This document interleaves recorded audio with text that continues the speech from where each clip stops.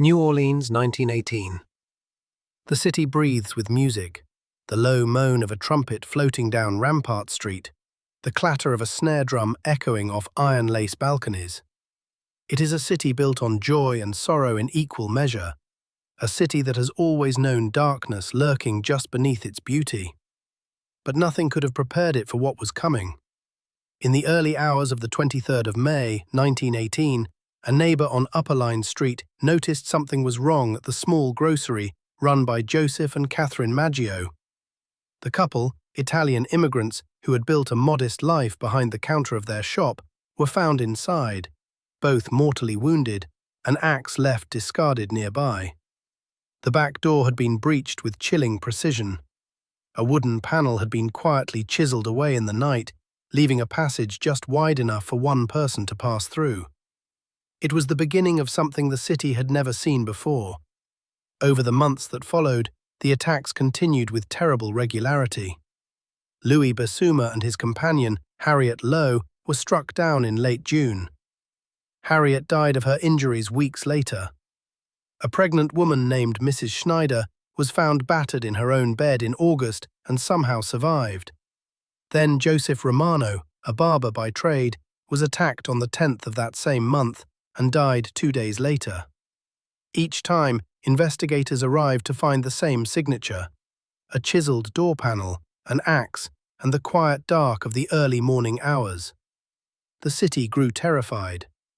New Orleans, which had always prided itself on festivity and life, now locked its doors before dusk.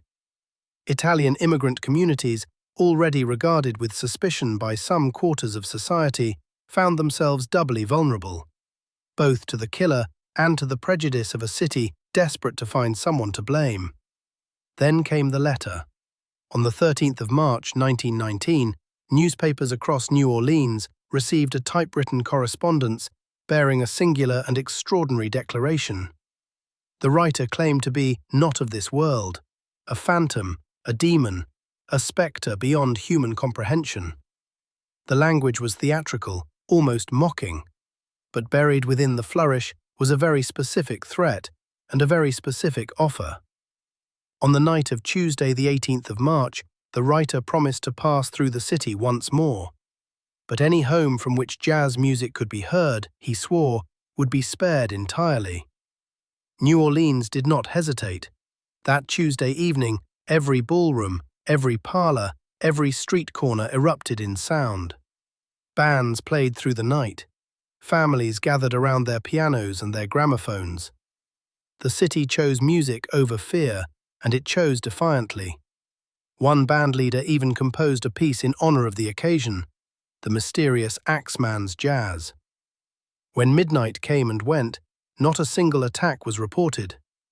New Orleans had, in its own extraordinary way, collectively faced down a serial killer by throwing a party. But the Axeman was not finished. In March of 1919, Charles and Rosie Cortimiglia were attacked in their home in Gretna, just across the river. Their 2-year-old daughter Mary did not survive. It was the most devastating strike yet, the loss of an innocent child whose only misfortune was to have been born into the home the killer chose that night. Rosie Cortimiglia, in her grief and confusion, initially accused 2 neighbors, a father and son named Giordano, who were subsequently convicted and imprisoned. It was only later that she confessed she had been wrong, that anguish had distorted her testimony. The Giordanos were released, but the true attacker walked free. The last confirmed attack came on the 27th of October, 1919. Mike Pepitone was killed in his own bedroom while his wife and children slept in the next room. Then the attacks stopped. No more chiseled doors, no more letters, no more jazz ultimatums. The Axeman simply vanished as quietly as he had arrived. In December of 1920, a man named Joseph Mumphrey was shot dead on a Los Angeles street by a woman named Esther Pepitone, the widow of the Axeman's final victim. She told police that Mumphrey was the killer. Investigators noted, with some fascination, that Mumphrey had spent periods in prison that corresponded almost exactly with the gaps between the Axeman's attacks.